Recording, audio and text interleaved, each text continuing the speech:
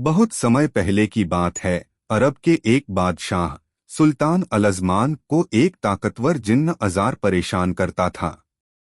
वह पूरे महल में दहशत फैला देता। आखिरकार बादशाह ने एक बुद्धिमान बाबा हकीम इब्राहिम से मदद मांगी।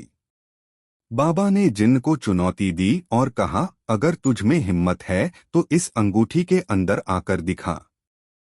जिन्न अज़ार ने चुनौती स्वीकार की और अंगूठी के अंदर समा गया। उसे नहीं पता था कि अंदर जाना आसान है पर बाहर निकलना असंभव।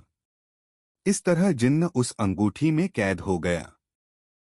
बाबा हकीम इब्राहिम ने बादशाह से कहा, जब भी कोई इस अंगूठी को रगड़ेगा जिन्न आजाद हो जाएगा। 600 साल बाद साल 2025 समय बीतता गया और वह अंगूठी एक म्यूजियम तक पहुंच गई। वहां पर एक लड़का राहुल अपने पापा से कहकर उस अंगूठी को खरीद लेता है।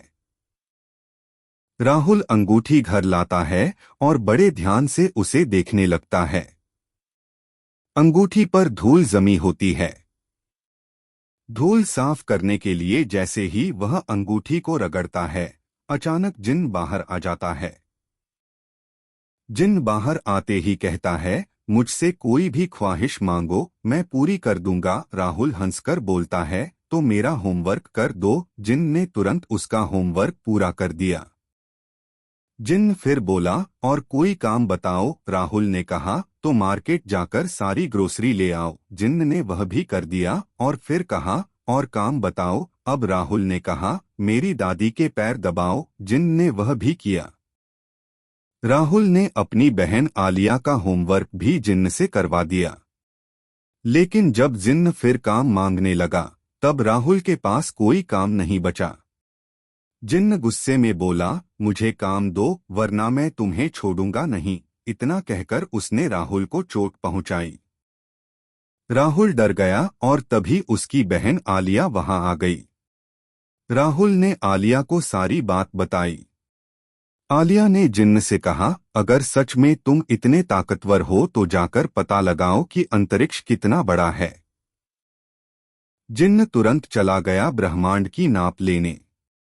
राहुल घबराकर बोला, आलिया, वो जल्दी लौट आएगा और हमें फिर परेशान करेगा। आलिया ने मुस्कुराकर कहा, नहीं राहुल, अंतरिक्ष बहुत बड़ा है और हर पल बढ़ता जा रहा है। उसकी माप लेना असंभव है। लोग अगर जन्म जन्म तक भी कोशिश करें तो भी ब्रह्मांड की सीमा नहीं जान पाएंगे। इसलिए वह जिन्न अब कभी वापस नहीं आएगा। इस तरह आलिया ने अपनी समझदारी और चतुराई से अपने भाई राहुल को जिन्न से बचा लिया। अंगूठी अब भी उनके पास थी, पर जिन्न हमेशा के लिए ब्रह्मांड की तलाश में खो गया।